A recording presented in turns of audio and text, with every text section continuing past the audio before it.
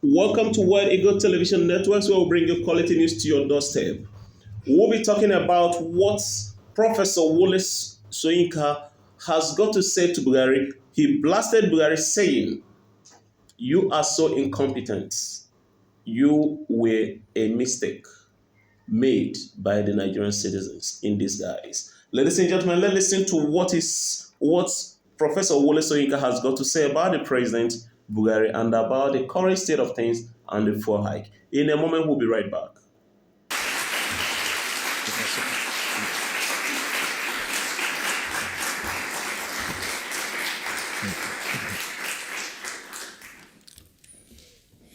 When next time asked for my CV, can I borrow that? Thank you very much. I'm glad to be back at Brown's on this grimy day. So, hatched from the egg of impunity, a fowl called Boko Haram. Now, here's a digression placed before we have even commenced. It comes in the form of a question directed at prominent sectors of the international media and even the United Nations, whose deliberations I recently watched. What's in a name? Or straight to the point, why Boko Haram? That is not the name that the Nigerian movement of religious irredentists chose for themselves. Mohammed Yusuf and his founding cohorts had settled for the grandiloquent name of Jama'atu at-least Sunnah Leader Awati wal Jihad, meaning people committed to the propagation of the Prophet's teachings and jihad. Even if Nigerians found themselves ill-prepared and ill-equipped to cope with this sudden and brutal affliction, they understood and held to the psychological weapon of language. They even refused to concede a shortened version, let's say committed people or whatever. No, they said Boko Haram is what you are, Boko Haram is what your action dictates. Language, we have to understand, is also an instrument of war. So enter the ancillary question, when is a state? I think we could profitably take a cue from the battered humanity of Nigeria, which just simply says, do not concede a thing to the enemy of humanity, certainly not in the common, accessible currency of language. ISIS is not a state, nor is it Islamic. So justly, the conferred name Boko Haram has stuck. So, alas, has the enemy. The humanity of the North has taken the brunt, but all of Nigeria is affected.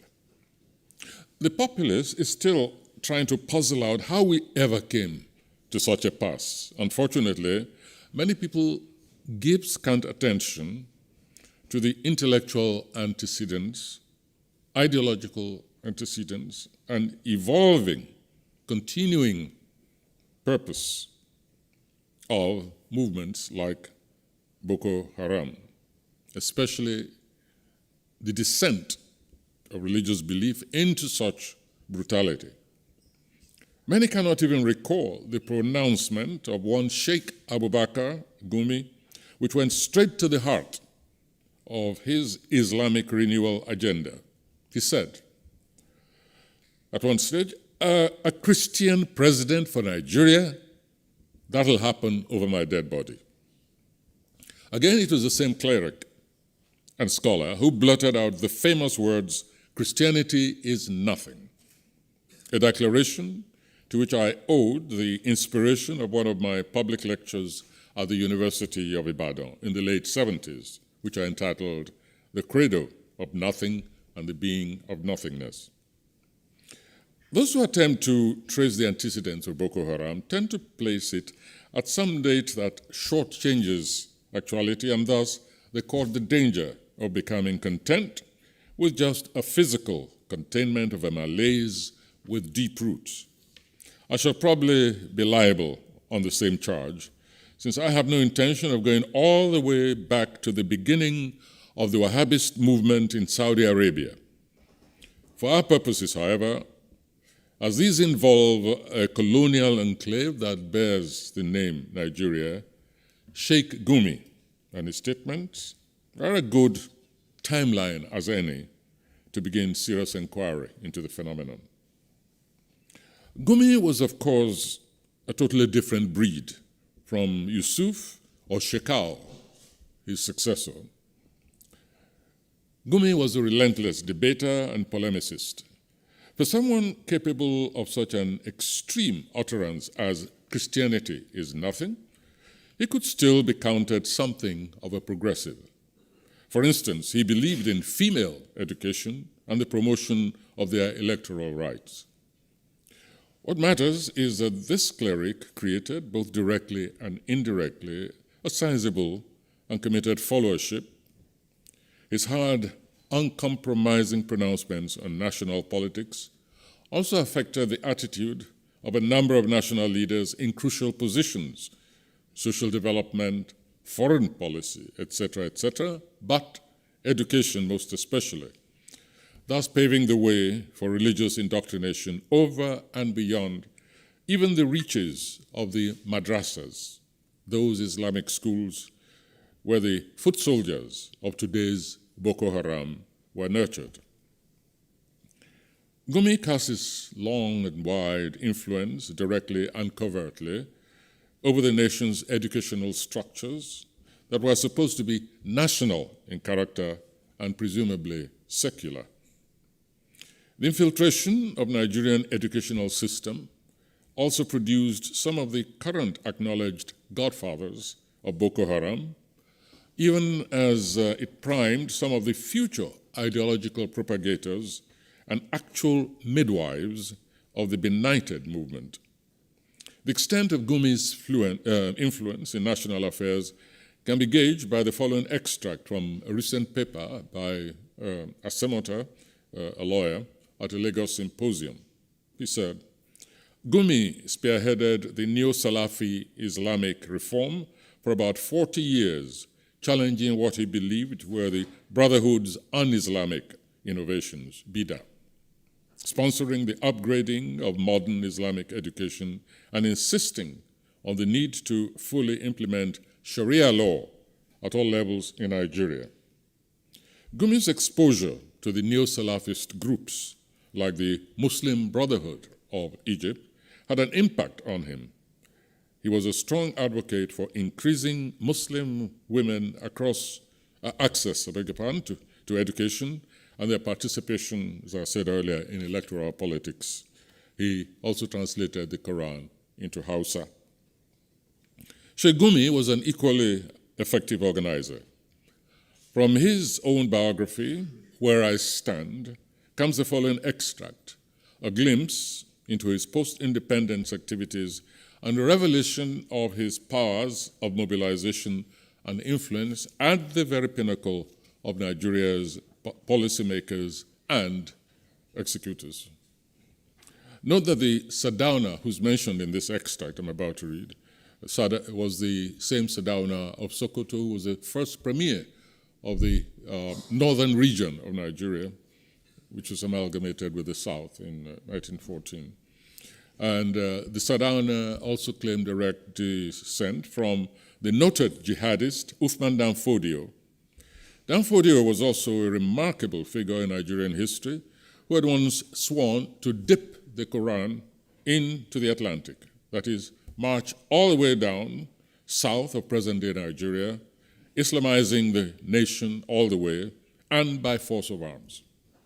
However, from Gumi's biography, I quote, I discussed it with the Sardauna, that is his project, and accepted that there was the need for a more formal organization to handle the project. This is when we decided to sound out the opinion of some Muslims living in Kaduna. Eventually, the meeting prepared the brief agenda. Present at that first meeting, that's early in the 60s into independence, were the Premier, Sadana of Sokoto, Ali Akilu, Ahmed Tali, Ahmed Joda, Armita Katsina, and many others, including virtually all the Muslim permanent secretaries in the government. It was strictly voluntary, though, and a few did actually withdraw from the group later. We discussed at length the problem of teaching converts in this country and those who wanted to learn about Islam, because there were no qualified teachers or any serious organization they could turn to for help. Finally, we all agreed to set up an association to render this type of assistance.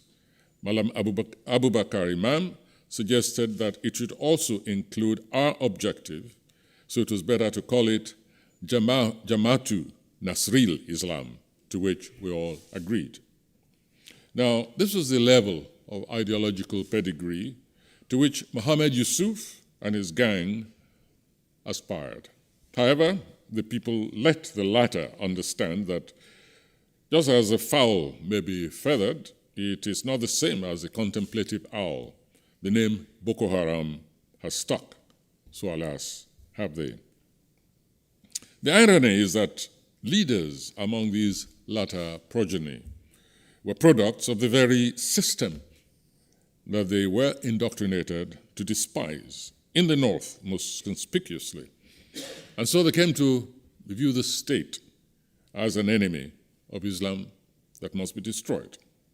Much of the so-called radicalization of such Muslim leaders took place within the universities, just as has been uncovered in instances among universities in the very heart of countries like Britain. There's nothing surreptitious about this movement, nothing about it. It was a doctrine, the repudiation of the state and of society that stood at the foundation of the Nigerian Wahhabist movement, the movement which began in Saudi Arabia. It was propagated within and under the protection, very often, of the university system itself. Its periodic manifestations are captured in the reports, several reports, which took place in Nigeria, such as the one that sat after some student-engendered riots in the city of Kano.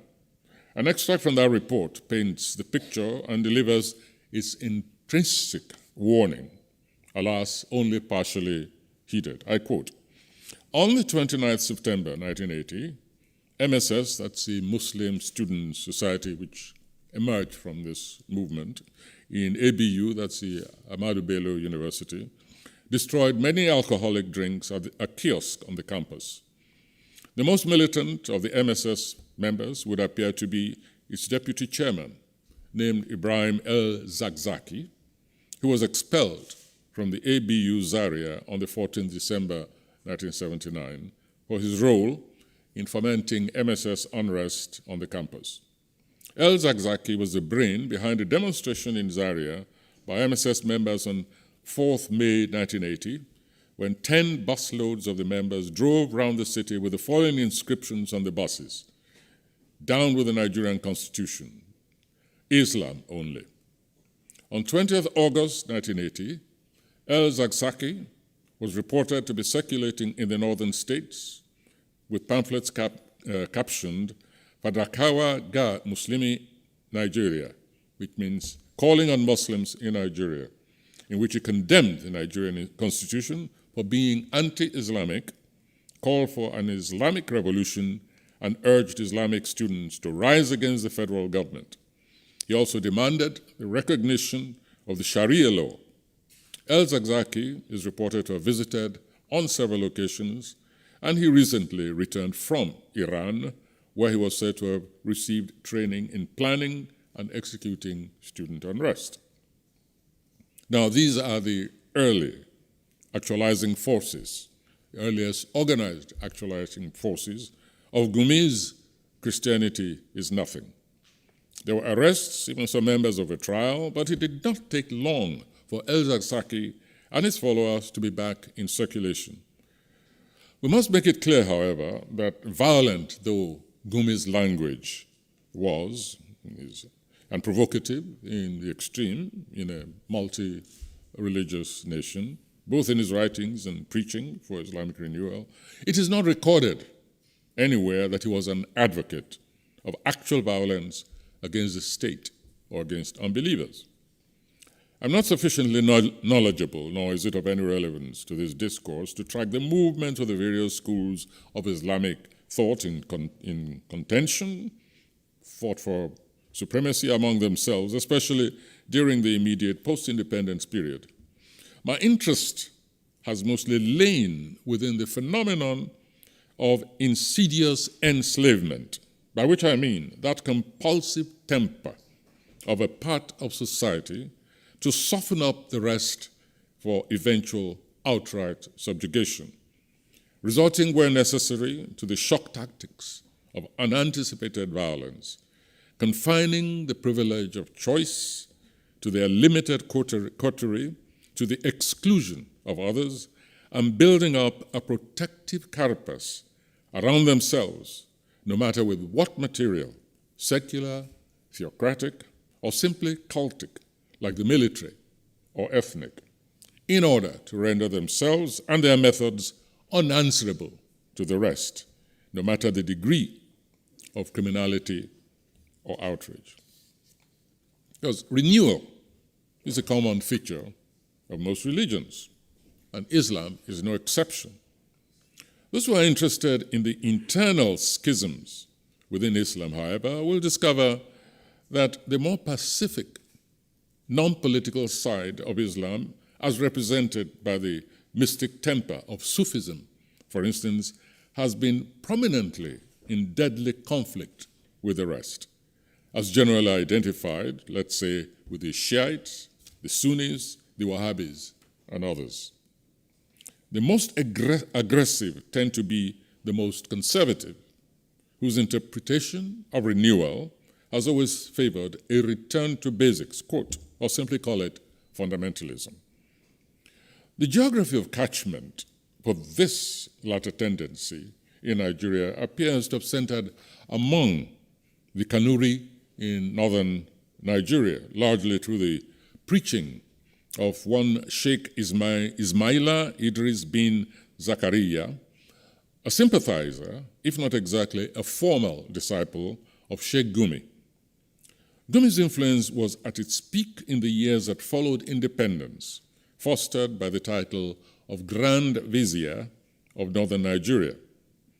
Opinion has it that this influence of his waned after that title was abolished in 1967. But by then, he had established his own followership, and his gospel had been carried into the neighboring countries, Chad, Niger, and Cameroon, wherever the Kanuri were to be found. It is generally accepted within Nigeria that Mohammed Yusuf, founder of Boko Haram, came under the influence of a Sheikh Jafar Mahmoud Adam, whose base was the Indimi Mosque, a Wahhabi stronghold. The control of mosques has proved a perennial trigger for violent internal wars within Islam, since leadership at Friday prayers signaled enormous control over the Muslim population in any area of contention. One feature was common to all: the need to engage in Islamic renewal wherever Islam spread its wings, and to engage not only in conversion, but to ensure that local impurities did not penetrate through to Islam through the cultural and religious contentions of the autochthones, or foreign intruders such as the Christians. Perhaps this explains the ferocity with which even minor differences in rituals or their omission in Islamic practice took on such alarming dimensions. Those who wish to place the internal dynamics of Islam in an easily digested capsule, especially insofar as it impacted on followers, can do worse than regard that religion as shaped, especially in its impact on overall society, shaped by a perennial tussle between the two major tendencies of the Tajdid, or renewal. For one side, It meant going back to basics of fundamentalism, conservatism, and the other, a progression that takes into account the dynamic effect of a changing world, as happened in Turkey.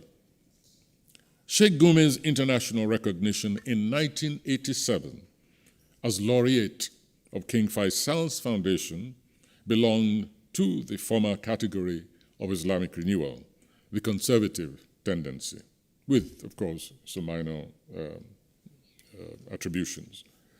Mohammed Yusuf's eventual rupture with his mentor, Sheikh Jafar, was based on Yusuf's dissatisfaction with the tempo and limitations of Jafar's approach to this mission of conservative, quote-unquote, renewal. For Yusuf, renewal implied the necessity of overturning the state completely and subjecting its governance to his brand of Islam in all ramifications. For that purpose, the instrumentality of violence, including the killing of unbelievers, that narrow interpretation of a certain section of the Quran, were paramount. It was a divinely sanctioned imperative. And he began to forge local alliances with political figures for that single-minded cause, turning the nation into an Islamic state that was governed by the laws of the Sharia. Who sought out whom, offering his services? We do not know exactly.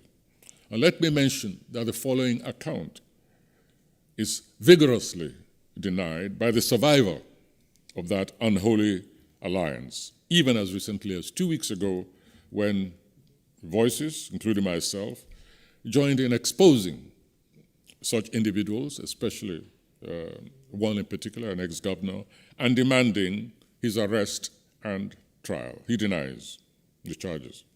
That principal accused is one Ali Modu Sharif, the former governor of Borno State, who was seeking re-election in the 2007 governorship elections. He came together with Yusuf Mohammed, who had by then begun to earn a reputation for violence, to launch a program of intimidation and religion-motivated harassment.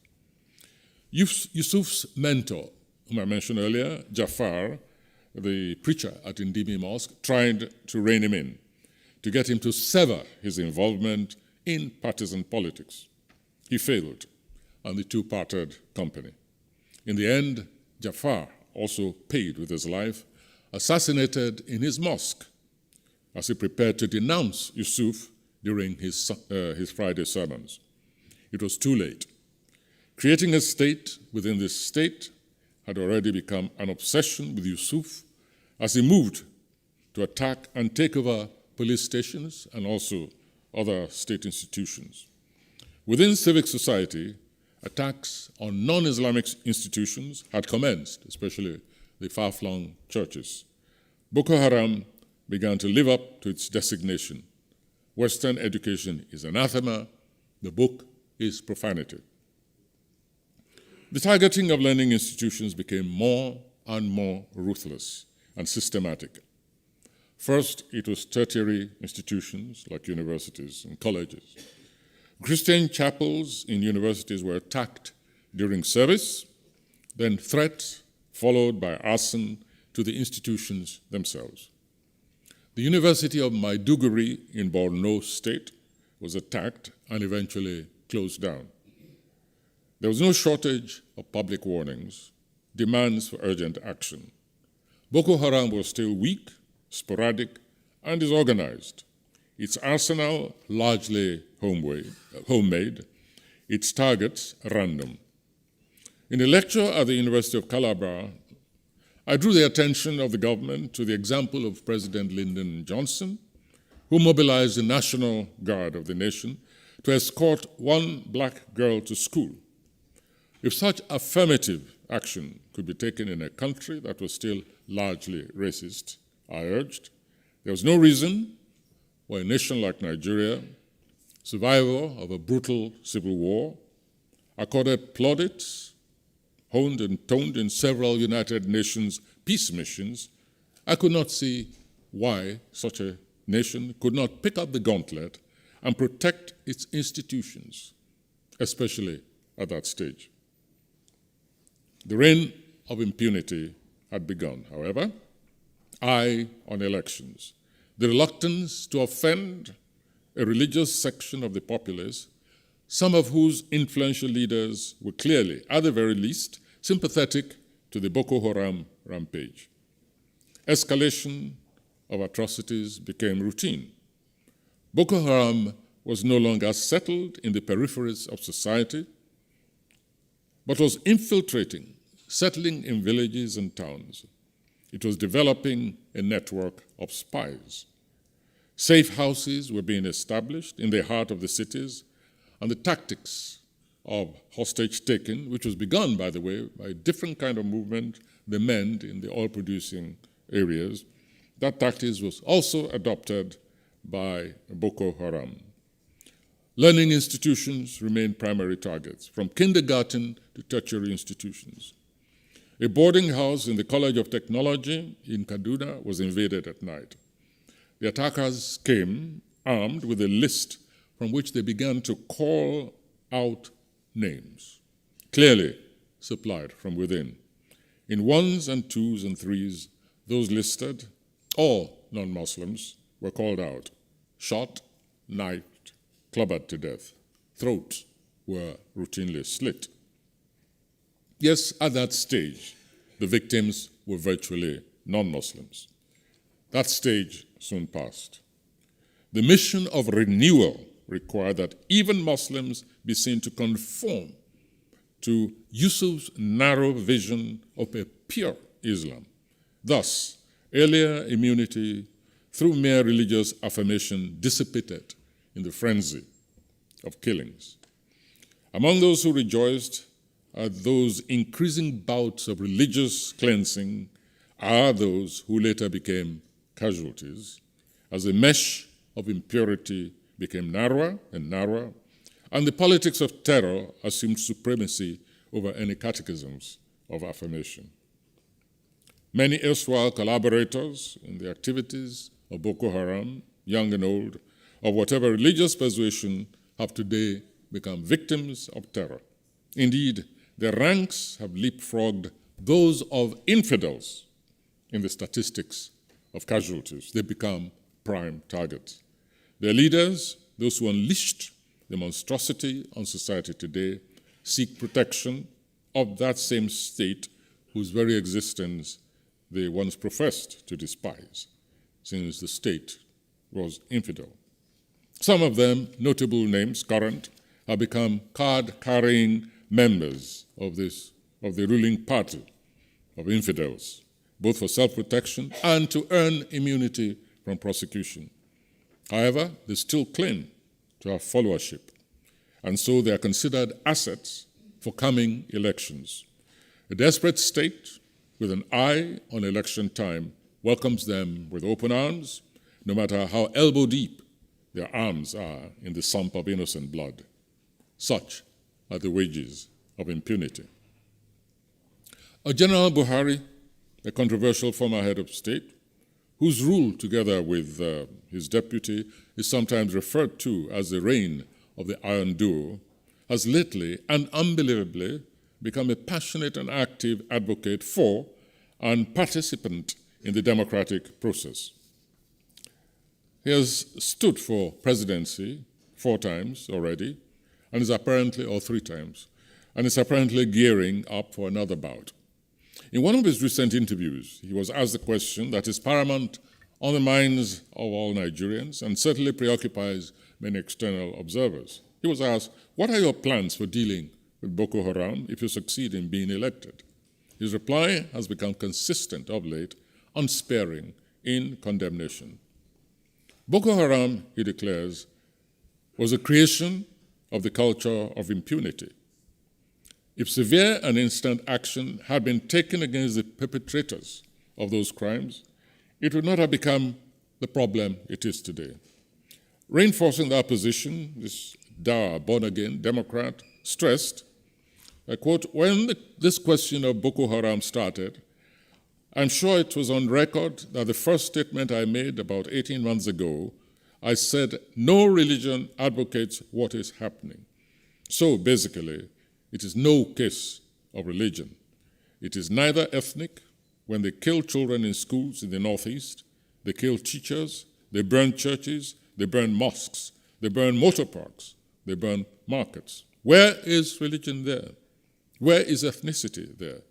This is terrorism, and I hope the government will come to terms with it, will come to grip with it. Impunity, of course, takes many more forms than is often considered. It is also not exclusively engendered from within. What primarily appalls one's humane sensibilities has been naturally the thirst for slaughter, often of the most sadistic nature. But the excusing that follows atrocities evokes a special kind of rage.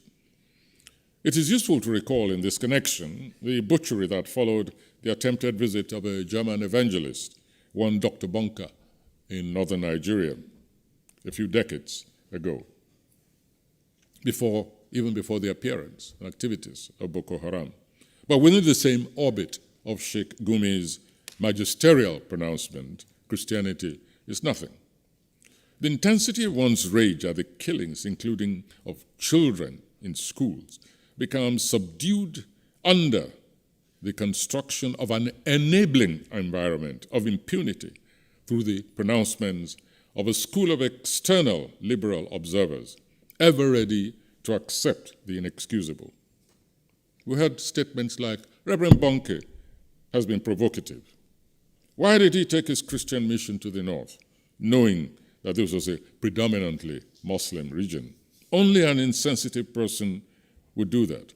It was all part of Western insensitivity and arrogance, etc., and a lot more in that vein. Nigeria, however, was and still is a multi-religious nation whose constitution not merely enshrines the rights of her citizens to believe or not believe, to practice or not practice, to propagate or not propagate their religions. And of course, ask the question, in the land of the Vatican, the seat of the supreme pontiff of one branch of Christendom, do you or do you not safeguard other religions and their practices, other religions such as Islam, the right of existence? Does the largest mosque in Europe not dominate the Roman landscape? So impunity is not limited, however, to discrimination in terms of the creation guarantee of space. Alas, it represents a set attitude, a set state of mind, often carefully inculcated. It involves an overt softening up of the terrain, capturing territory and advancing even further, cultivating an artificial hypersensitivity in which any act can be made, any act or pronouncement can be made an instant offense that results in deadly instigated riots. And mine goes again to just one other example, a wasted journey of mine between Los Angeles and Kano to deliver a lecture at the invitation of a governor of Kano State and who became later a presidential candidate. His name is Shekarau. He's now a minister in President Jonathan's cabinet. I landed in Lagos only to find that the event had been cancelled. Reason? A teacher had set his pupils the task of writing an essay on the life of the Prophet Muhammad.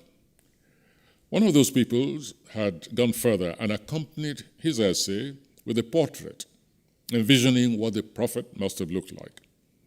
Impressed, the teacher passed it round the class. He was a foreign teacher. On returning home, another pupil in that class reported the quote-unquote sacrilege to his parents. As some of you know, creating a likeness of God or the Prophet is forbidden in Islam. The following day, the parent gathered a mob and went after the teacher. I returned to Los Angeles a few days later without ever moving near Kano. The governor of a progressive cast of mind had immediately cancelled all his engagements, visited the scene, and quelled a riot that claimed several non-Muslim lives and saw the destruction of public buildings, including the police station where the teacher had taken refuge. To consolidate his intervention, Shekarau set a leadership example. He joined the Christians the following Sunday in worship. He was indeed a rare example. By contrast, you may wish to look for the name Akaluka under the dictator Sani Abacha. Akaluka's head was paraded through the streets of Kaduna in broad daylight. He was not even the one alleged to have desecrated the pages of the Quran, but his brother. However, they couldn't find him, so they picked on his brother, took refuge as usual, police station destroyed, was dragged out, etc., etc. Look for numerous other names, such as Uluwatosin, an invigilator in national exams, whose candidates accused her of desecrating the Quran. Now, how did she do this? She confiscated copies from cheating students in the National Religious Knowledge Examination. She had similarly seized Bibles from other delinquent candidates. However, the Muslims in that class beat her, stripped her naked, necklaced her with a motorcar tire, a vehicle tire, and set her ablaze after she had taken refuge in the office of the headmaster. Of these and hundreds other cases, rarely was an arrest made, and in those exceptions, the cases simply petered off. A Yoruba proverb goes, "Melo melo la aka leyin adepele." It means, how many teeth do you count in the multiple layers of dental deformity? The sad fact is simply the failure to make a connection, to understand that one pronouncement in the encouragement of impunity is all it takes to create a ripple that separates communities and designates one side as permanent victim and the other aggressor, with or without a cause, but justified. Just as very few minds succeed in making a connection between the Ayatollah Khomeini's annunciation of a death fatwa against Salman Rushdie for allegedly insulting Islam through his work, Satanic Verses, even so, in a smaller pond, does a declaration such as Christianity or Hinduism is nothing by a Muslim scholar constitute a call to mayhem, trigger of sanguinary ripples in normally placid backwaters, where grievances, even where genuine, were formally settled through recourse to law or through traditional methods of conflict resolution. Empowerment is the word that answers the phenomenon, empowerment of a negative coloring, which eventually becomes structured and predatory, constantly on the lookout for victims. Sooner or later, it is no longer satisfied with the identification of the enemy as external, that is, outside the privileged community, but most especially as internal, under renewal. Already armed by the acquired authority of an open, unpublished language of provocation, it assigns itself the role of purifier. Into this conglomeration of eager hands steps the neat, calculating manipulator, in whose hands the unwashed masses become putty. But putty not as in a children's plaything, but as in Semtex. These masses were used, are featureless, washed clean of individuation, fearless because they envisage no consequence, no one to hold to account, since their mentors themselves walk the streets free. And so the foot soldiers are ready to be used. They are the ones who are gathered together in a trice, placed in a bus, and transported to commence mayhem, even 100 miles away. The figures are numbing. The statistics of organized death simply addle the mind until it seizes up. Just one more instance, perhaps, a reminder of the most grotesque assault, in my view, on society, one which, on account of its international context, attained global notoriety. The International Beauty Contest, which was brought to Nigeria, a grand spectacular that, just as a footnote, had the wife of the then head of state as one of the business sponsors on some level or the other. I'm not a fan of beauty contests, But the important thing is chacun à son goût, each one to his or her taste. So even this involvement of the wife of the then head of state did not save this intended show that was built to confer an international entertainment status to Abuja, Nigeria's own Brasilia, that was conceived or misconceived and built as a national symbol of unity to underline the nation's commitment to the principle of unity in diversity. Diversity especially of ethnicities, cultures, and faiths. That's supposed to be the philosophy of Abuja. Well, some Muslim leaders raised their voices in protest, swore that it would not take place. The site offended, it claimed, their religious sensibilities, and it did not. The extremist shock squads saw to that. It was too good an opportunity to soften up the ground a bit more in the overall vision of placing a nation under religious submission.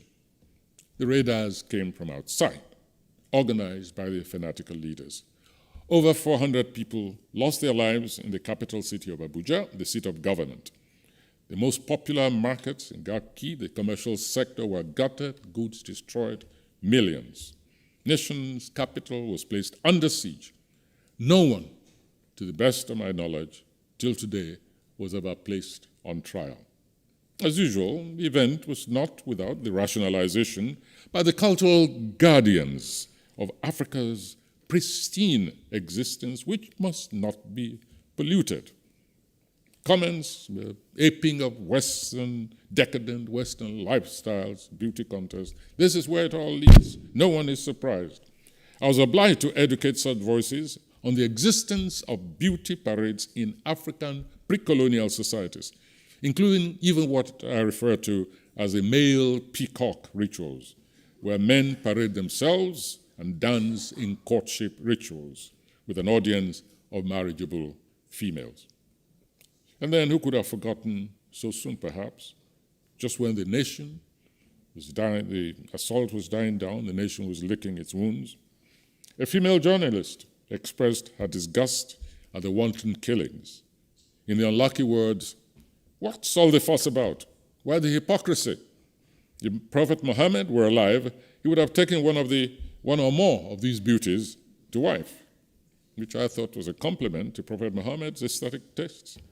However, that commentary took the imbroglio to a different level altogether and introduces us here to an individual whom I have conveniently elected as our prime example of the embodiment and calculating beneficiary of impunity of the Nigerian culture, I beg your pardon, of impunity, and one with a long hidden history in the trajectory of the extremist agenda that has now manifested itself as Boko Haram.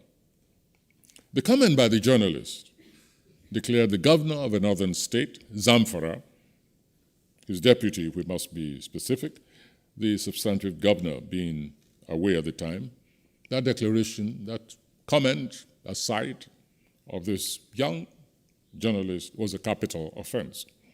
The girl has insulted the revered prophet, and she deserved the ultimate sanction, death. He promptly issued a killing fatwa, death to the journalist. The journal's offices were burned to the ground, the staff considering themselves lucky to have escaped with their lives.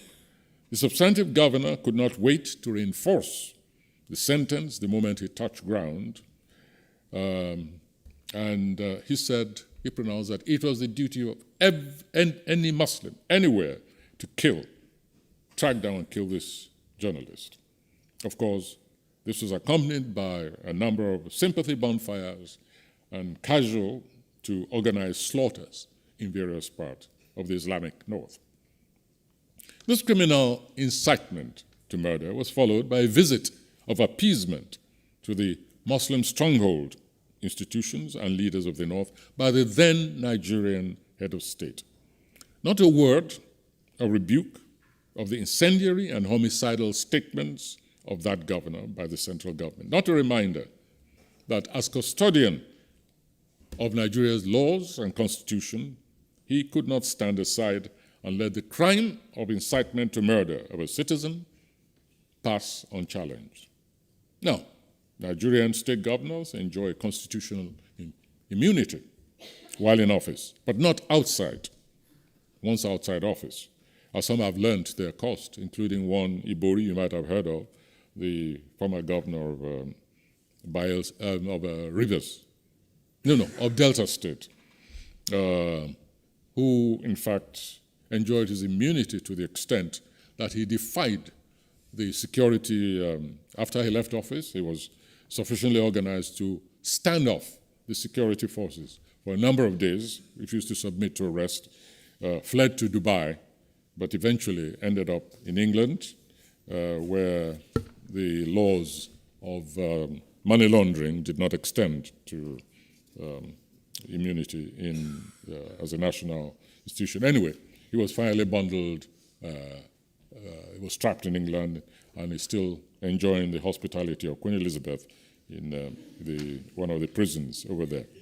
But all governors, once they leave office, they lose immunity. And the argument of some of us publicly was, why has this governor, why has the nation not been served a lesson, an anti-impunity lesson, by being arrested and tried, at the very least, for incitement to murder?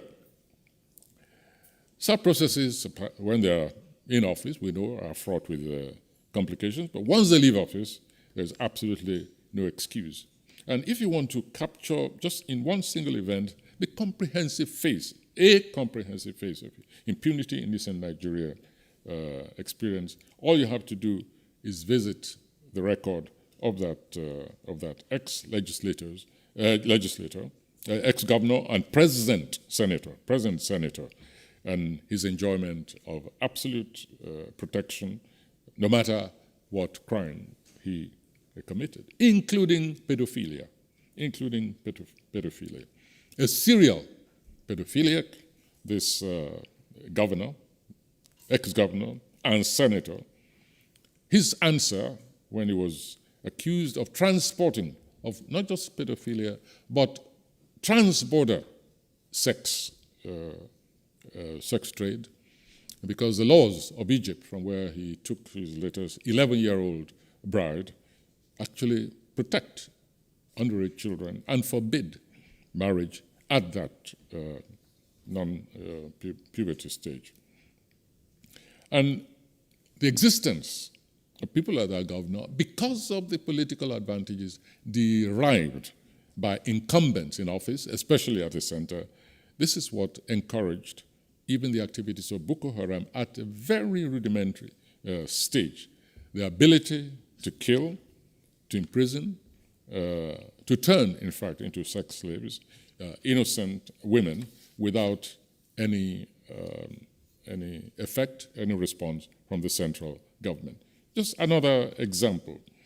When, at the very beginning, when the activities, the atrocities of Boko Haram were still in single digits, and the security services, to their credit, did their homework and succeeded in arresting in flagrante a legislator and his henchmen. Both of them were put on trial. And what happened? The elders of the North kept pressuring the government to release the legislator. On what grounds? They didn't say it, but they said, oh, it's the only way we can make peace, we can arbitrate, we can reconcile, but the trial has got to stop. The Justice Department said, no, this man has committed offenses, committed crimes, which led to the killings of people. And so he remained under trial. And of course, the activities of Boko Haram continue in any case, even if he had not been arrested. And what did these worthy elders say when the president then appealed to civic society to assist in curtailing and stopping the escalation of Boko Haram violence? They said, well, we told you to terminate the criminal proceedings against so-and-so, but you preferred to listen to other views. All right, go and solve the problem yourself. Now, the companion of the legislator had been arrested, was placed under trial, pleaded guilty, and had been sentenced to prison terms.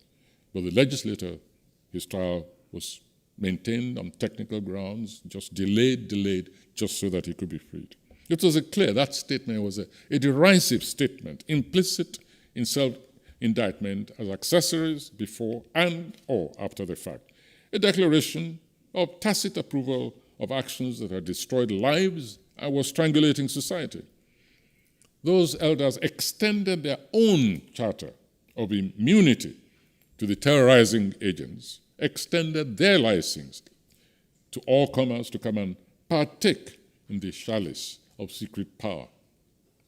It will take a while yet, and the decimation of their ranks by the same Boko Haram before a number of them realized that their cloak of impunity was not recognized any longer by their erstwhile allies.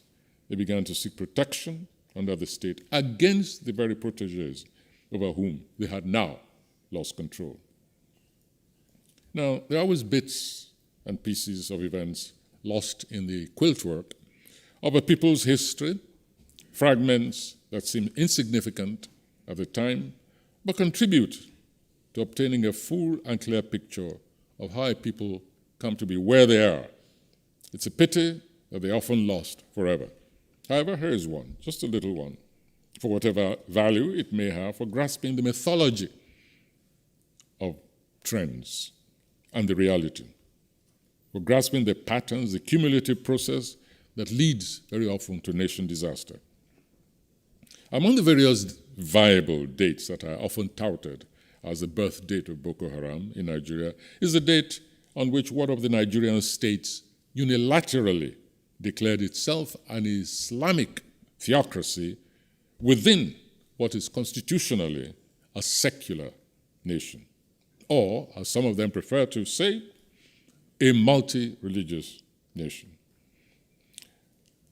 In making that declaration, shortly to be followed by 8 others, that is the declaration of Zamfara as a Muslim state, that governor, on the surface of it, was merely fulfilling an electoral pledge. What, however, was the genesis of that promise? I think we all recall the destructive rule of one General Sani Abacha. After his demise and the return to democratic rule, there were naturally the coming together negotiations between various opposition forces at the time, different ideologies, different groupings, but all united in the mission of getting rid of the military from civic life once and for all. Meetings took place both within and outside the nation, many of them unpublicized. One such took place between a sympathizer of our own opposition movement, the National Liberation Council of Nigeria, and a hitherto unknown politician who claimed to be a disciple of the late Aminu Kano, a reputed Muslim radical politician. The name of that sympathizer, yes, that same Ahmed Yerima, author of the killing fatwa against the young journalist. The meeting, held at Yerima's own instigation, held in Washington, D.C., and took place, as I said, at his instigation. Now, he had already made it known that on taking power in his state, Zamfara, he would institute governance by Sharia. But Sharia also has many levels of interpretation, of execution, of implementation, etc., etc. He always managed to make people believe that just the mild Sharia, because Sharia already exists in the nation's constitution, but Sharia as law, in arbitrational law between civilians, among civilians, marriage laws, property laws, etc., etc., but not to the extent of, shall we say, even criminal law, certain forms of crimes which are covered by the federal state. So even so, our sympathizers are asking, why on earth he had chosen such a retrograde step? And his reply was that the front-runner party was so deeply entrenched and that he couldn't match their war chest. So he had to give the people something close to their hearts, but in a mild dose. Give that impression that our man said, okay, if that's the purpose, just to seize power from this conservative and corrupt government, all right, go ahead. So that's how Yerima won and became governor. It was during that period of governorship that he passed that killing fatwa against the journalist. But what was baffling, and what should not have been surprising, was the pace and enthusiasm that Yerima brought into the exercise of Sharia, securitization of his state. Rigorous steps to enforce and even expand the trimmings of Sharia laws. For instance, he ordered immediately a whole fleet of buses to enforce the separation of the sexes in a state where such a thing had never been known, sex in public transportation. He created the notorious Hezbollah, a parallel police force, to ensure public morality, and he personally led the charge in raids on hotels and destructions of alcoholic drinks, etc., etc. Men were ordered to grow beards or else. While the public was distracted from this show of religious enthusiasm, Yerima proceeded to loot the treasure with a single-mindedness, such abandon, that his became the first case file to be presented to the president by the newly formed anti-corruption agency known as the EFCC. That president shoved it aside with the same calculated indifference as he had treated that even graver issue of the rampaging theocratic governance of a state. Excuse me. And what was the response of our government? What was the presidential response? Complicity, a permissive inertia. But why?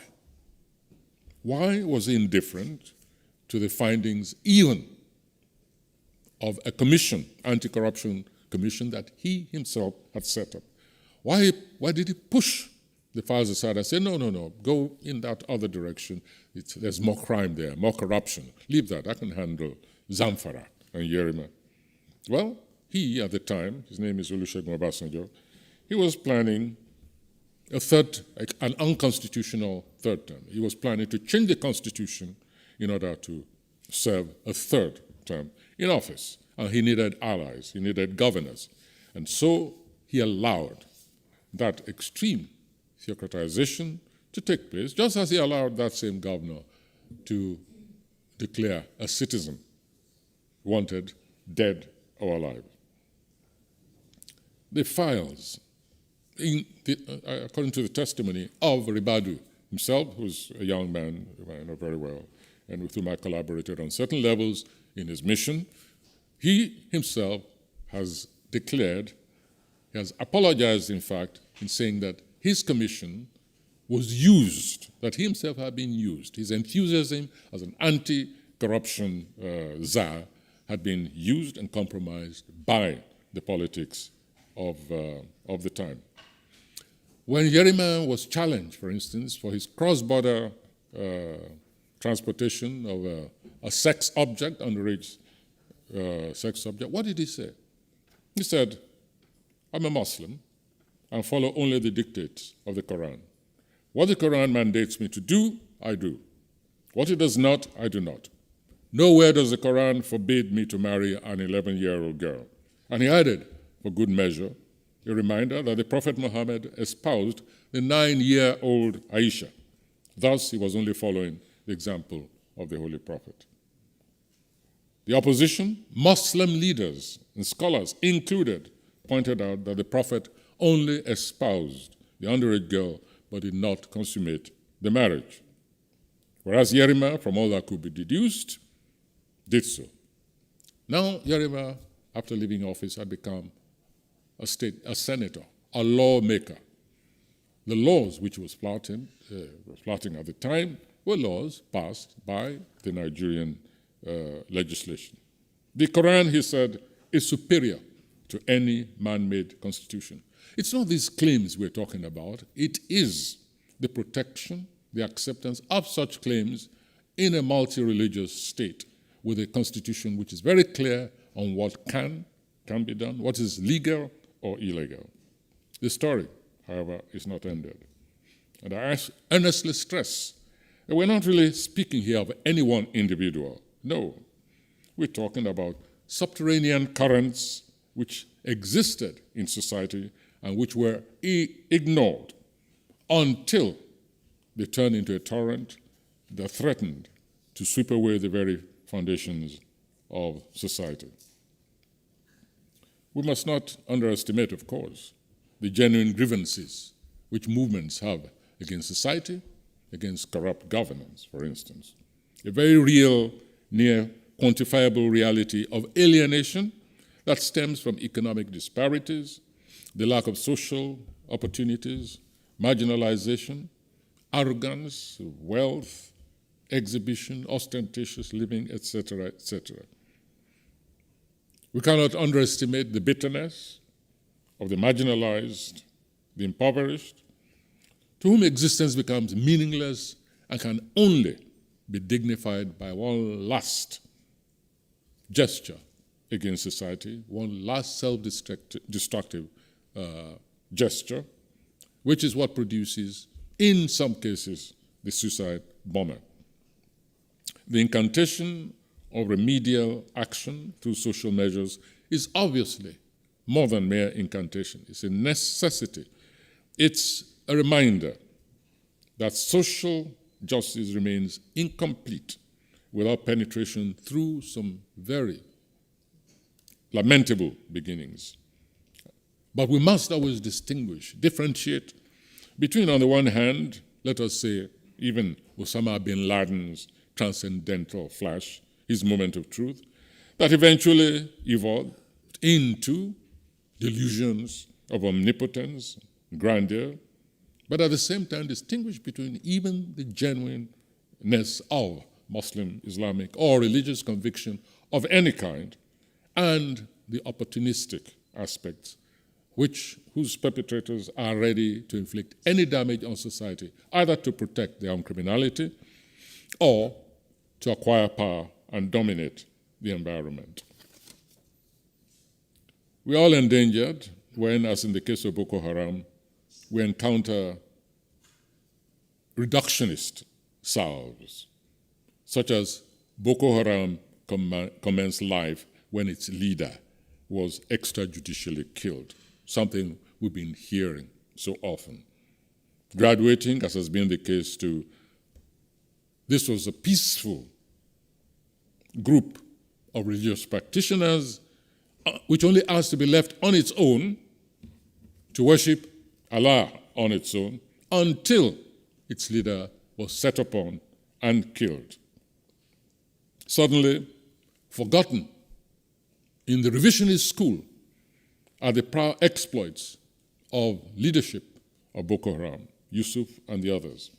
Some of them including the seizures of Christian families and congregations and other non-practicing, non-Muslims, some of whom were killed because they were given an option, knives at their throats, convert or have your throats slit. Suddenly it was no longer a psychopath who was unquestionably murdered by state agencies. It was a saint and martyr. And society is then held to be paying full retribution for a crime against an innocent man. It was this attitude that led a former head of state to pay condolence visit to the family of the murdered man, to plead with the family to, I quote, forgive and forget the so-called, and end the so-called revenge killings that Boko Haram was inflicting on society. It was the convenience of such amnesia, for instance, that led the state to organize so swiftly after the killing of Yusuf, very quickly, a case against the state, most unusual in Nigeria, against the state for unlawful killing. The claims, the action was heard in record time by a magistrate flown to, I think it was, flown to Borno anyway for the case.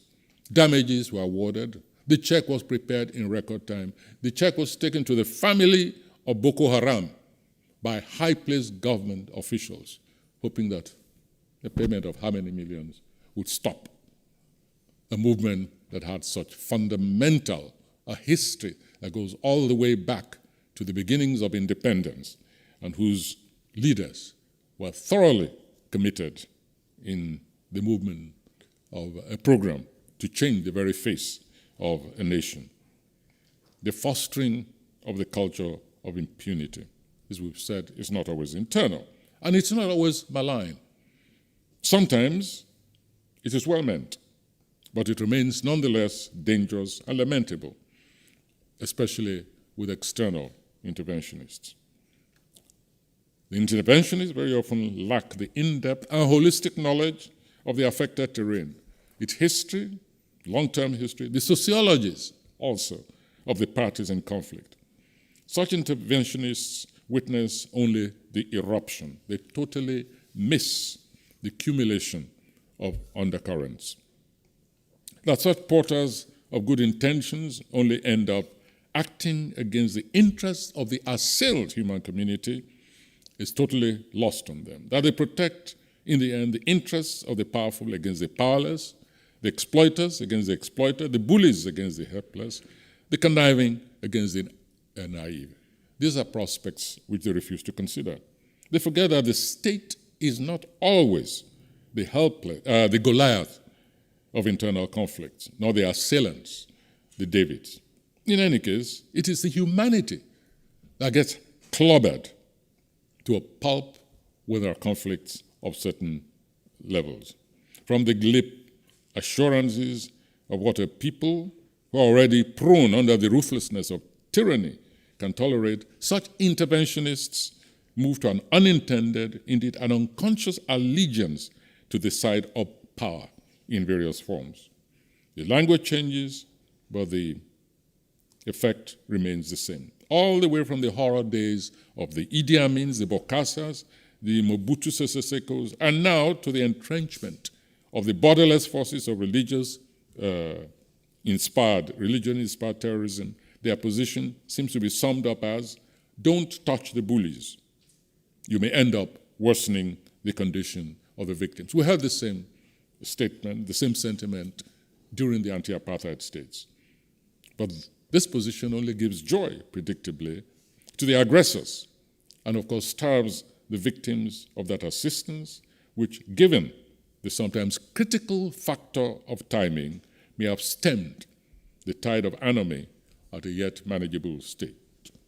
They hand over tactical victory to inhuman forces, whereas those forces also count on the timorousness of potential forces of assistance. They collaborate in the blocking of possible aid. Any informed scholar, for instance, should not require to be told of the cross-border mobility and solidarity of impunity as a weapon of extremist forces.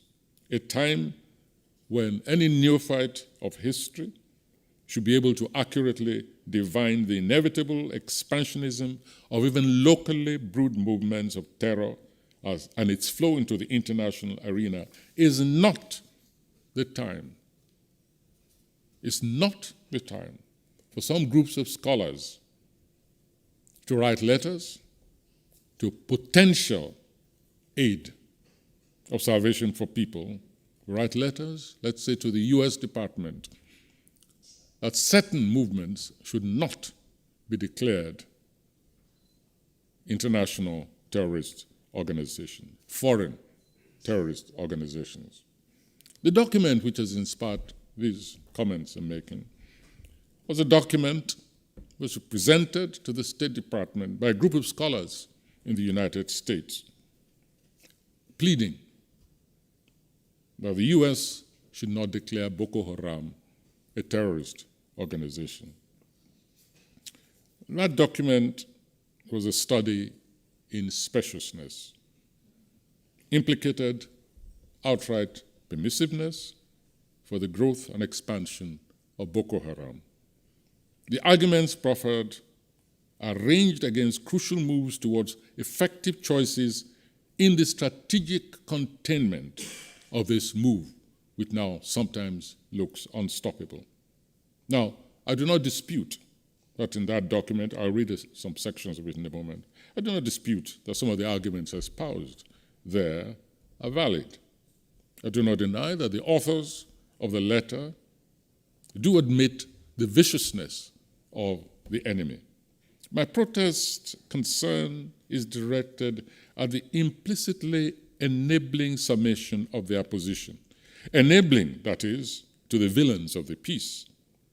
Not surprisingly, this letter, this position, which was argued both within and the document published without, it succeeded in restraining the hand of the State Department during a critical time that could only have profited the terrorists.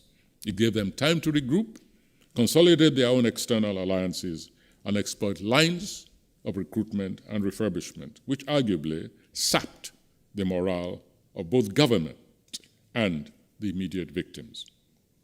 There's hardly any need for me to reiterate the following.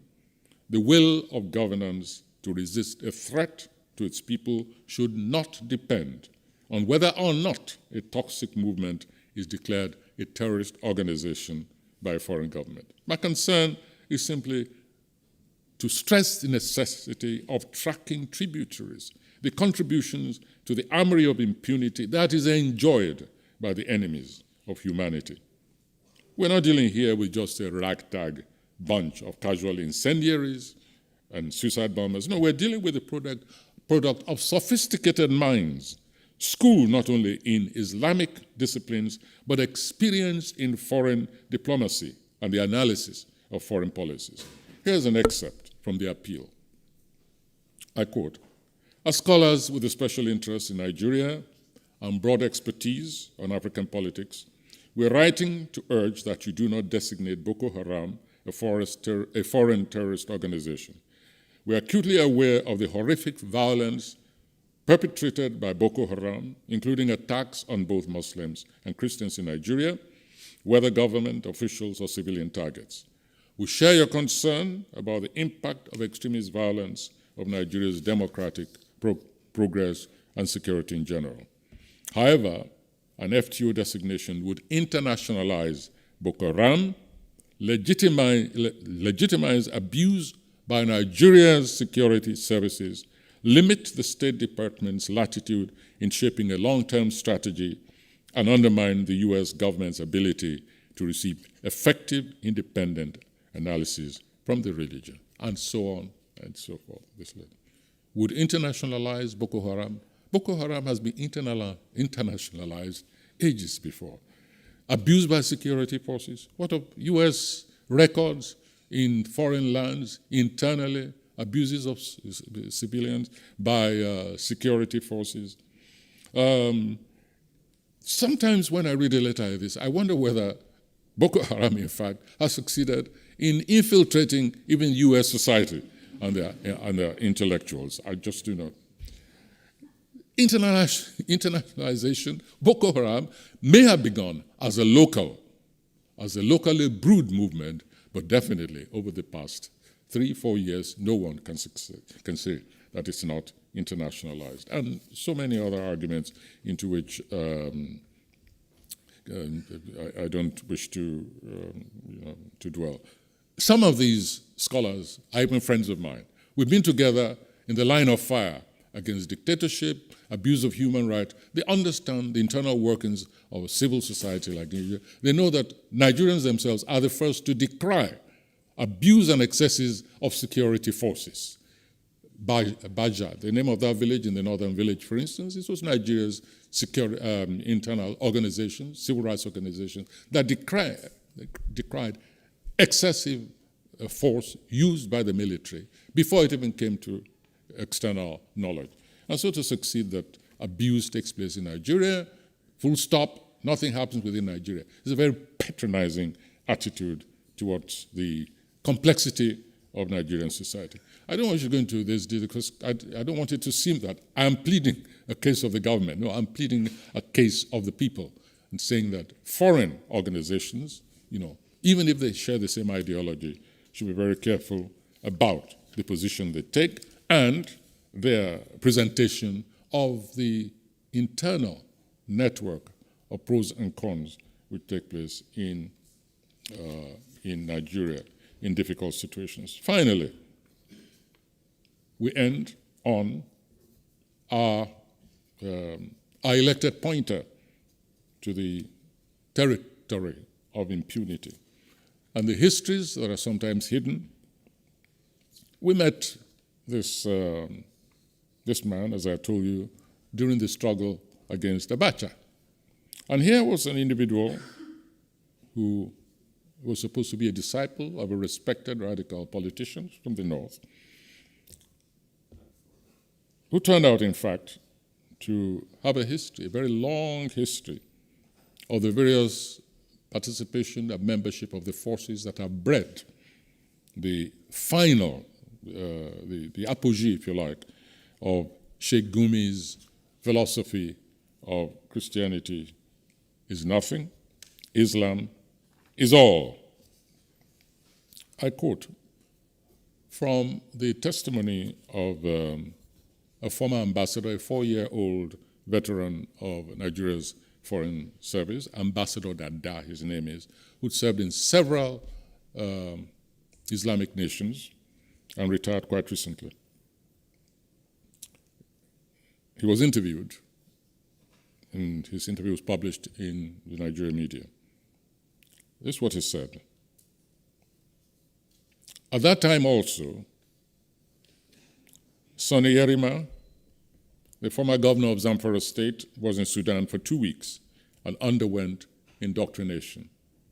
He was exposed to all the training camps of Osama bin Laden, who was my neighbor. In fact, Osama bin Laden's office in Sudan was just a few blocks away from our embassy. No report was made. Our embassy never reported Osama bin Laden.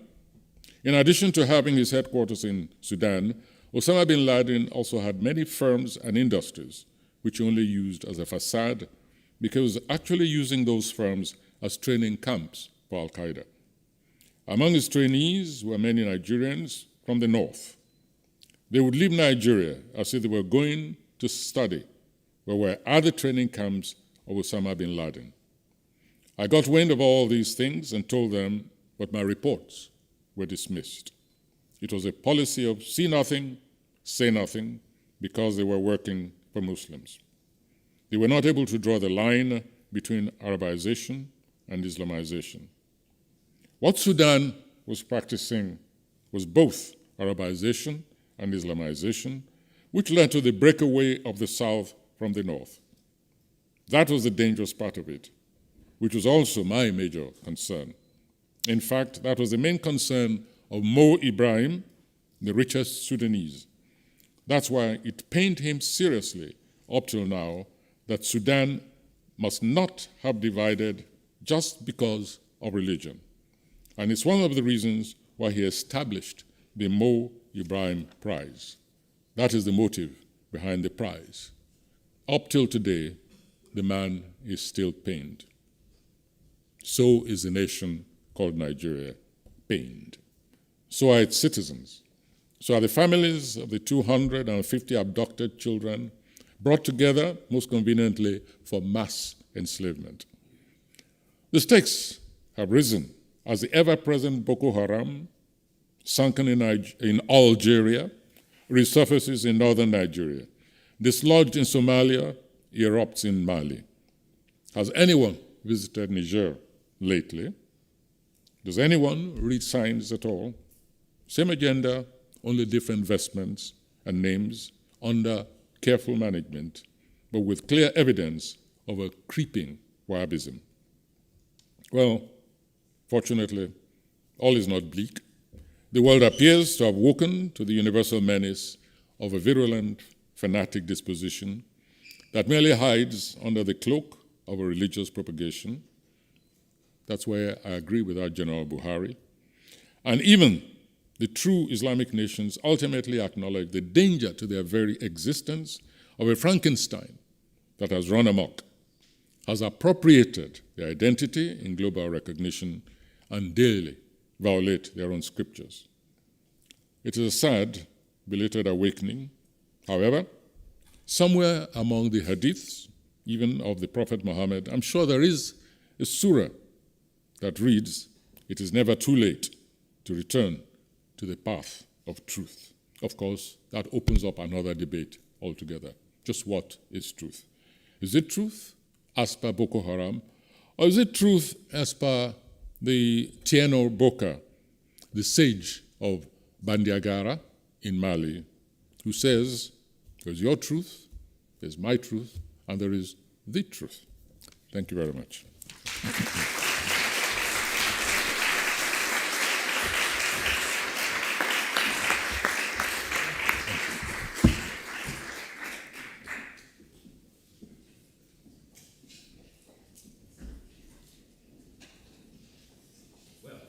Thank you, Wole Soyinka, for a passionate, provocative, and disturbing lecture. The hour is late. If people have to leave, please avail yourself of the opportunity now. But Wole Soyinka has graciously agreed to respond to some questions and comments from the audience. We have a few minutes here. If you have a question or comment to put, I would ask that you identify yourselves, that you speak succinctly, and I'll collect a few such questions or comments and then give our guests an opportunity to respond. So is there anyone? Someone circulates with a microphone to assist you.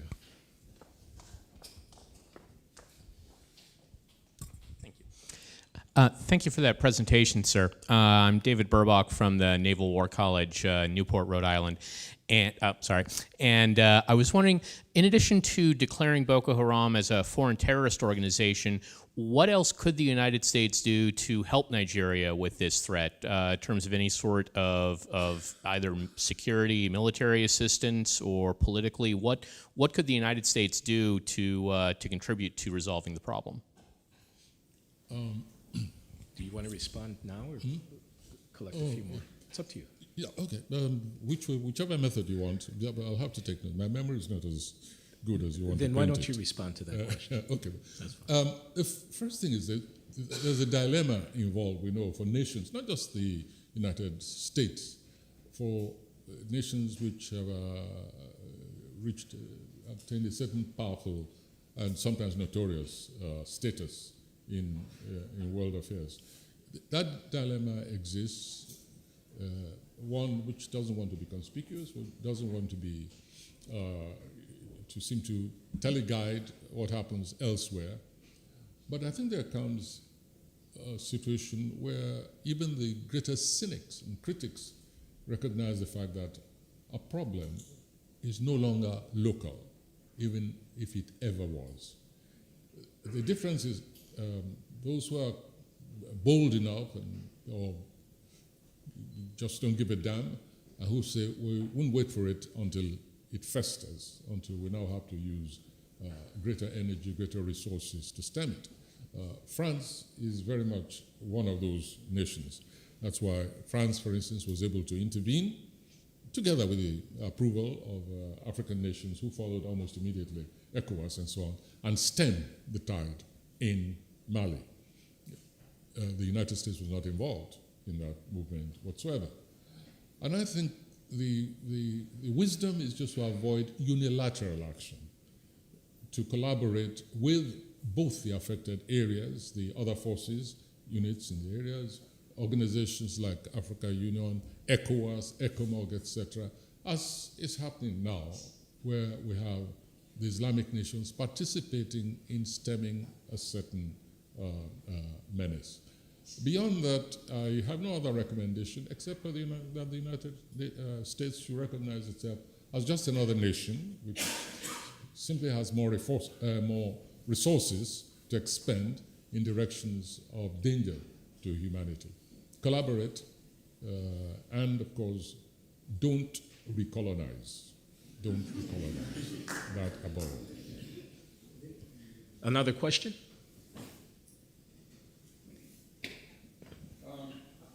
Will you wait for the microphone, please? In the 1960s for about Excuse me, sir. Would you identify yourself and would you wait for the microphone, please?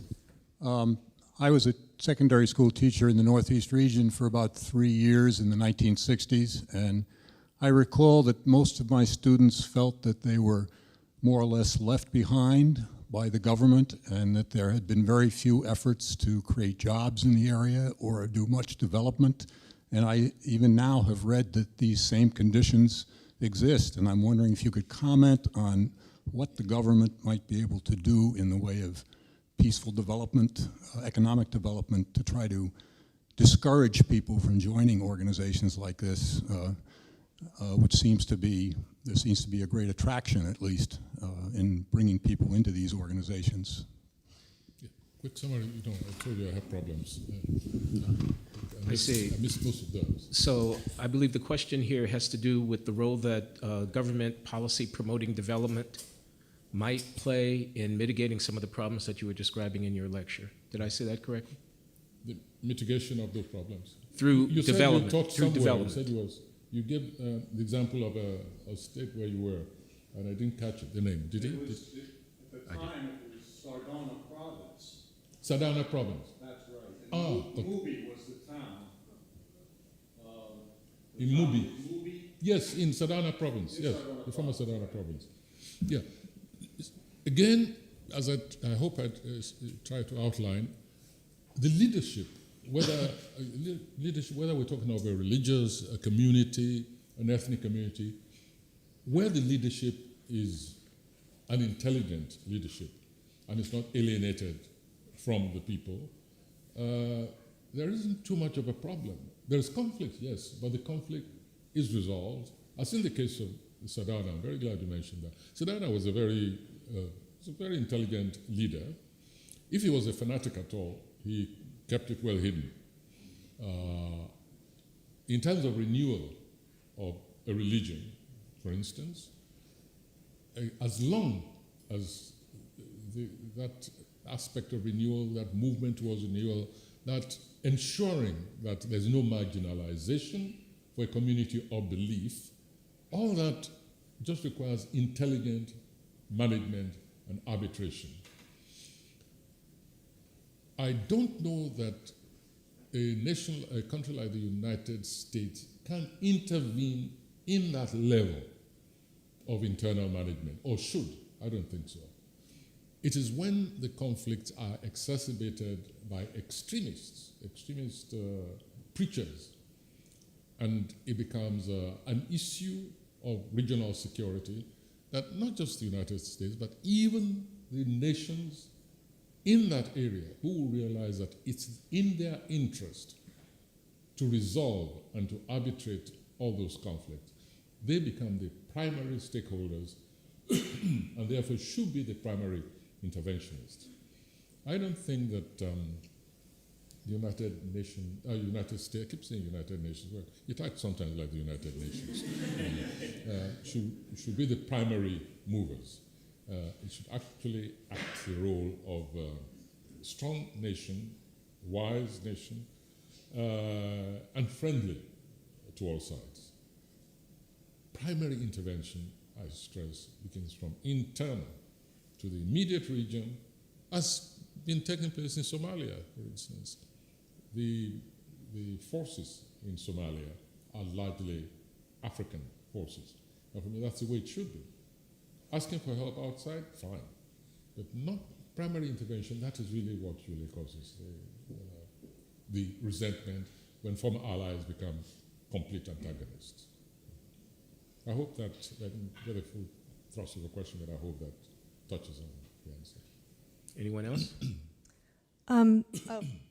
Sorry, I hope no one minds if I insert myself here really quickly. So I actually have a question that I've been wanting to ask. So one thing I've been curious about, or one of the many things I'm curious about in Nigerian politics, is this similar narrative about MEND and groups in the Niger Delta and Boko Haram, right? So when Asari Dokubo and the Niger Delta People's Volunteer Force first emerged, there's all these reports and stories that he had this alliance with the former governor of River State, Peter Odili, right? And then after the 2003 elections, there was a falling out. And then Asari Dokubo becomes an enemy of the state, and now he's no longer an enemy of the state, right? After the 2009 amnesty program, and now he seems to be quite supportive of the current administration. And there's a similar story there with Boko Haram, right? Mohammed Yusuf had this alliance with the former governor of Borno State, Ali Modo Sharif, and then there's a falling out, and there's stories that the former governor ordered his execution, right? So, I mean, it's interesting, this pattern where these armed groups have these alliances with local state actors, the governors in this case, and then there's a falling out. But clearly in the Niger Delta, it didn't explode into a terrorist organization like Boko Haram. So then they do follow very different paths. And I think it's interesting to compare the two, and I'm just curious what your thoughts are on these two groups and their similarities and why they seem to now have followed very different trajectories. And I promise I will give the microphone to you next. I believe that Okay, that thank was you. Megan Turnbull, graduate student Yes. in political science. Be careful whom you give the microphone to. Very sorry about that. Thank you. Thanks. Sir? What was the exact question? Sorry, I have to explain. I have a problem with my hearing aid. It doesn't distinguish between accents. And when people ask questions, it move from accent to accent. They finish by the time it's analyzed what is being said. So you must excuse me relying on him. Can you put it succinctly, Megan? Yes. So I very briefly was asking what your thoughts are on the similarities and the differences between MEND, or the Niger Delta People's Volunteer Force in the Niger Delta, and the history of Boko Haram. They seem to have similar stories regarding their relationship with the state and the governors, but then they seem to take very different trajectories, paths. And I was curious what your thoughts were. Thank you. Talking of Sharif, of course. Yes, Yes, in that's right. Borno State, yeah. Yeah. In other words, history is repeating itself. Here is a government now which is supposed to be dedicated to eradicating Boko Haram, supposed to be retrieving from wherever they are 250 schoolgirls who have been abducted by this organization. There is the president of the nation who visits Chad next door, and among his entourage we find this man who's been accused by various, on many levels, and who has a record. The security there, even the Cameroonian government interrogated him at one stage at the beginning of the Boko Haram, accused him of participating, of being responsible for this organization. And then the next thing you know, President Jonathan is in Chad, meeting President Deby, and who is being received in audience with him? Who met Jonathan? Sharif. It is when we cried out, say, what the hell are you doing with Sharif? And say, oh no, he wasn't in my entourage. He happens to be a friend of President Deby, and to my surprise, he was receiving me in Chad.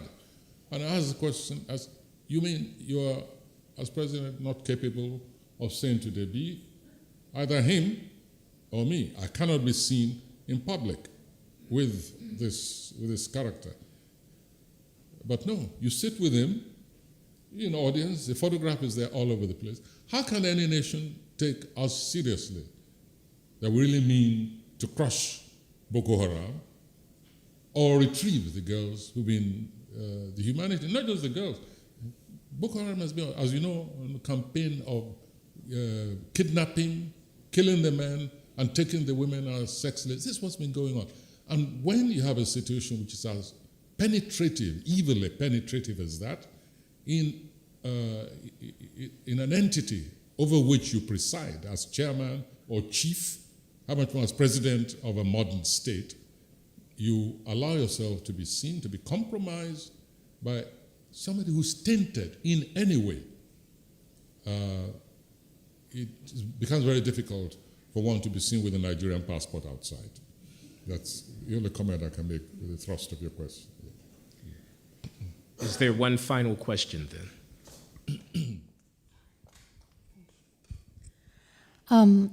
I am Lina Cuellar. I am from Colombia, South America. And I am wondering, what do you think is the main role of the intellectuals concerning the situation of impunity? And do you think if intellectuals can make a change or have an impact on impunity and on violence? Because I also come from a violent country, And I often ask myself if intellectuals should have a more active role on fighting or talking about these kind of situations. You know, there are many similarities. I'm glad you mentioned Colombia, because many situations, many similarities. One is coming from, as I keep stressing, true social inequalities, etc., supplies the food soldiers, but fueled by religious conviction or, shall we say, manipulation. The other one, ideologically involved and possibly with certain ethnic tensions, but creating a state within a state, trying to create a government within a government, and succeeding for a number of years. Boko Haram now has been, has really established itself as an independent entity within an enclave. And the danger is that if we're not careful, it's going to liaise. It's already declared itself a caliphate, for instance.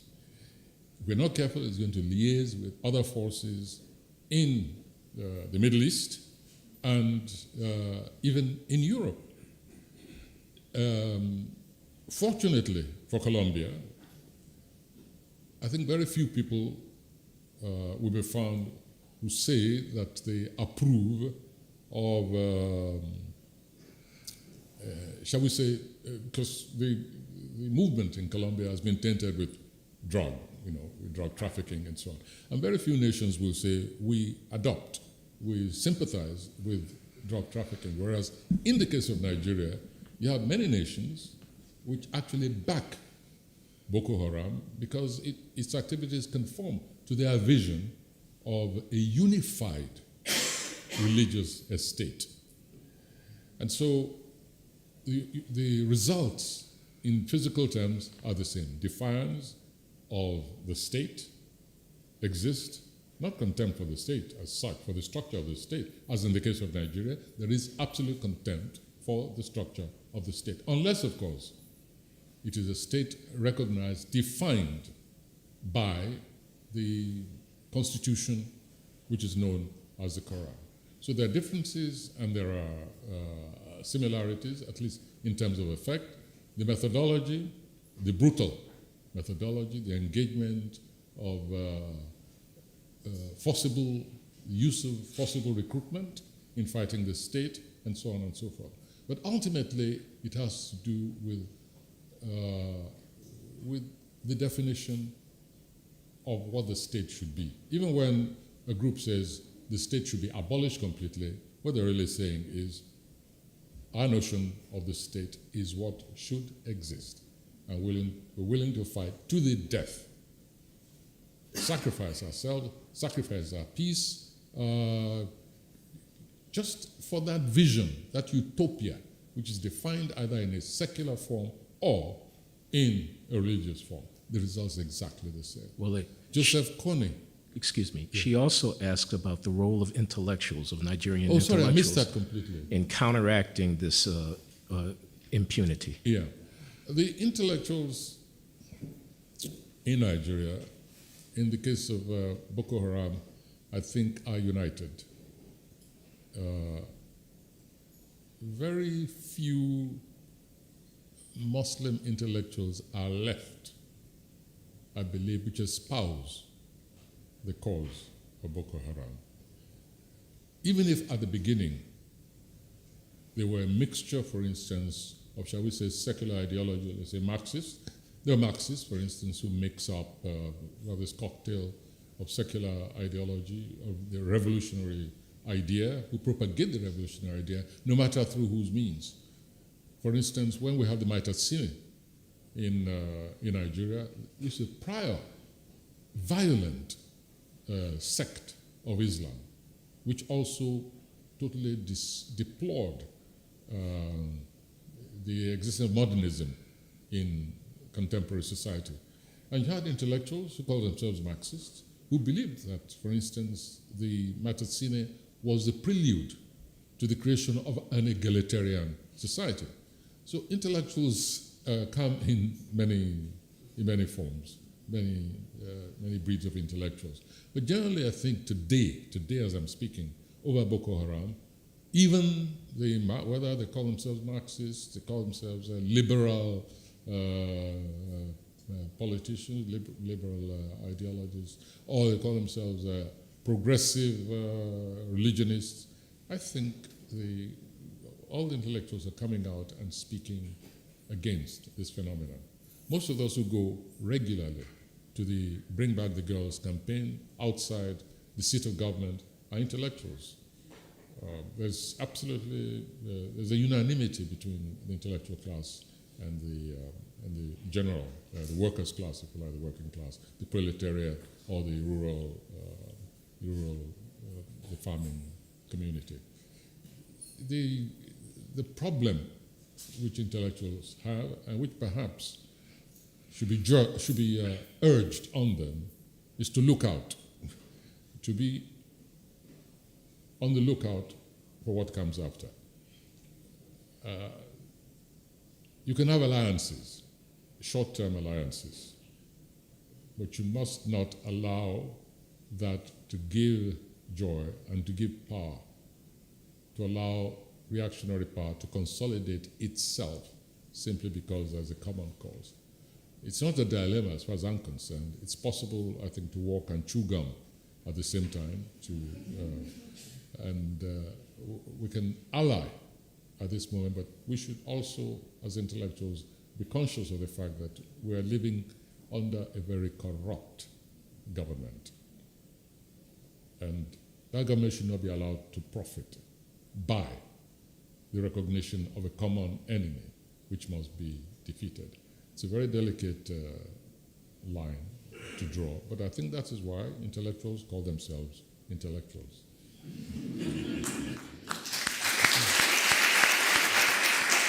Thank you. Thanks to our guests. Thanks to you for your patience. It's been a good evening. We're adjourned. Thank you so much for being with us. I remain your host, Prince Biolitichooks. Keep your comments coming. I say shalom and life to you and your family.